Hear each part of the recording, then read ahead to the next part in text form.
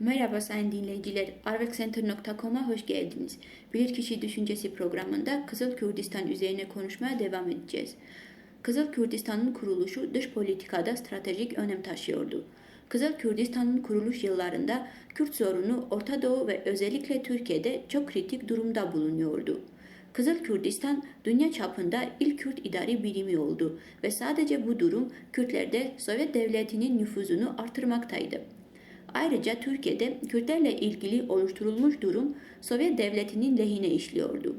1925 tarihinde Türkiye'de Şeyh Said isyanı patlak vermişti.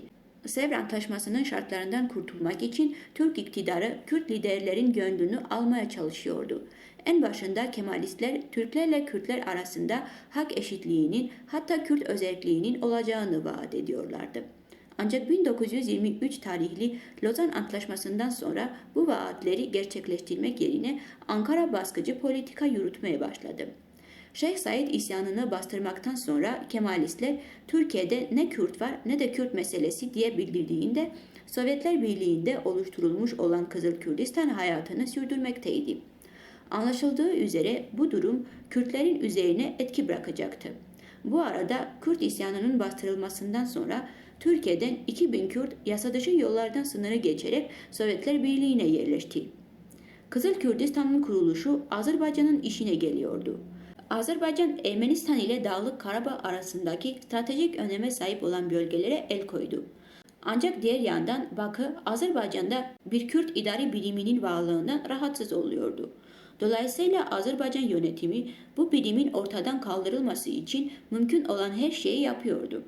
Bunun için de Azerbaycan, Moskova'yı Kürtlerin asimile edilip Türkleşmesine inandırmaya çalışıyordu. İlk önce Kızıl Kürdistan'ın sınırları çizildi.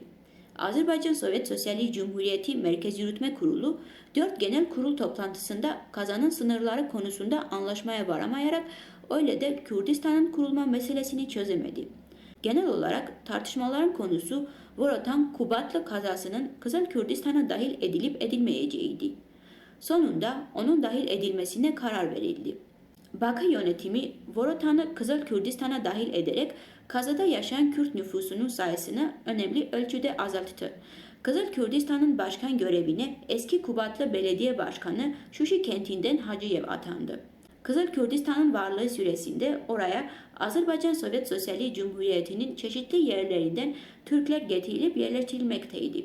Böylece 1925 yılında Kürtler Kürdistan kazası nüfusunun %87'sini, 1926 yılındaki nüfus sayımına göre ise %73'ünü oluşturuyorlardı. Demek Bakü yönetimi sadece bir yıl süresinde Kızıl Kürdistan'da Kürtlerin sayısını %7'de azaltmayı başarmıştır. Türkler Kazan'ın çeşitli yerlerine yerleştiriliyorlardı. Örneğin 1920'li yılların sonunda Berzor, Laçin kenti sakinlerinin çoğunluğu Azerbaycan'ın diğer bölgelerinden getirilmiş Türk asıllı erkeklerden oluşturuluyordu. Oysa Türkiye'den gelen 2000 Kürt'ün Kızıl Kürdistan'a yerleşmesine izin verilmemişti.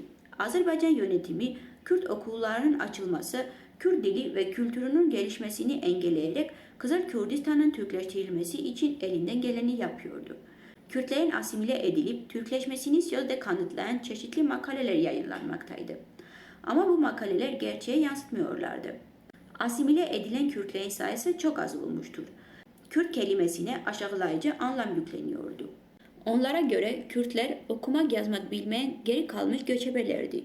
Bu ortamda Kürt aydınların çoğu işlerinden olmamak için ulusal aidiyetlerinden vazgeçmek zorunda kaldılar. Böyle davranışlar Kızıl Kürdistan'da milletler arası ilişkilerde gerginliklerin yaşanmasına sebep oluyorlardı. Zaria Vostok'a Doğu Şafağı gazetesinin 15 Ekim 1929 tarihli sayısında şöyle yazılmıştır. Azerbaycan Kürdistan'ındaki milletler arası ilişkiler karmaşıklarıyla dikkat çekiyorlar. Bölgede Azerbaycan Türklerinin sayısı Ermenilere kıyasla azalmıyor. Tam tersine büyük ölçüde artıyor ve onlar yeni bir etnik grup oluşturmaktadırlar. 1931 yılına kadar Azerbaycan'da herhangi bir Kürtçe okulun olmadığı dikkat çekiyor. İlk Kürt okulları 1931-32 yılları arasında yani Kızıl Kürdistan'ın fiilen feshedilmesinden sonra meydana çıkmışlardır. Ancak bu okulların hayatı uzun sürmedi ve 1937-38 yılları arasında kapatıldılar. Bu tarihten sonra Azerbaycan'da herhangi bir Kürt okulu açılmadı.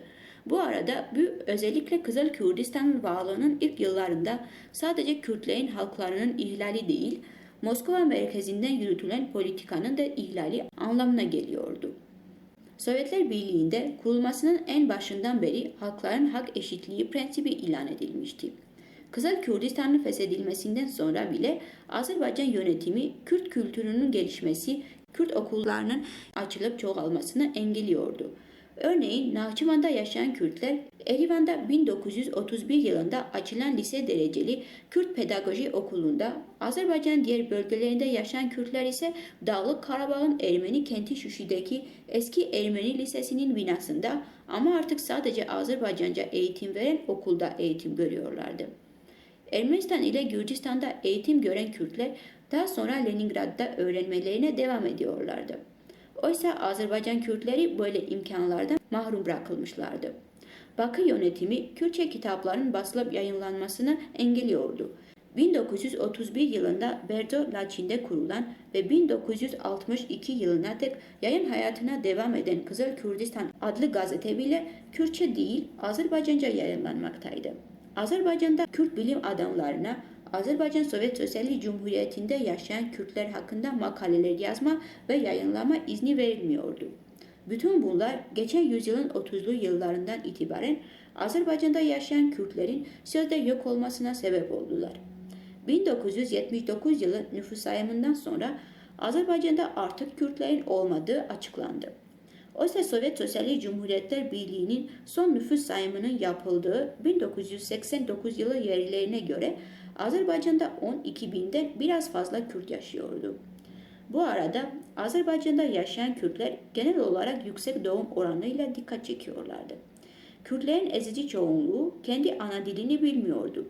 Ancak bütün bunlara rağmen Azerbaycan'da Kürtlerin sözde yok edilmesinin tek suçlusu Bakı yönetimi değildi. Azerbaycan yönetimi tabii ki Kürtlerin yok olmasını çok istiyordu. Ancak onların uyguladığı asimilasyoncu politikaya karşı Kürtler de etkili bir direniş göstermediler. Genel olarak bu Azerbaycan Kürtlerinde milli benlik bilincin yokluğu ya da yeterli derecede gelişmemiş olduğunun neticesiydi. Bugün bu kadar sayın dinleyiciler. Sonraki yayınımızda kaldığımız yerden konuşmaya devam edeceğiz. Bizi dinlediğiniz için teşekkür ederiz.